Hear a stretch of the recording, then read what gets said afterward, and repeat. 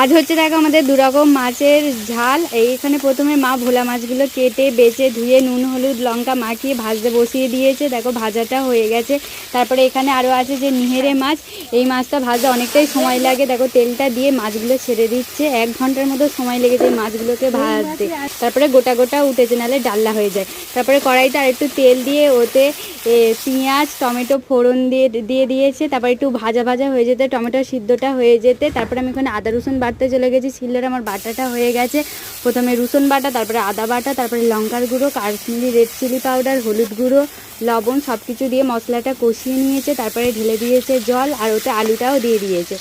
তারপরে ওইভাবে দেখো নেড়ে মাছের ঝালটা আমাদের কমপ্লিট হয়ে গেল। ওইভাবে ভোলা মাছের ঝালটাও করে নিয়েছে। তারপরে দুটো ঝালই পাশাপাশি রেখে দিয়েছি, দিয়ে ভাজা মশলার গুঁড়ো ওপর থেকে ছড়িয়ে দিয়েছি। কতটা সুন্দর লাল লাল আর নেড়ে মাছের তরকারি ভোলা মাছের তরকারি দুটোই খেতে ভালো হয়েছিল। ভিডিওটা ভালো লাগে।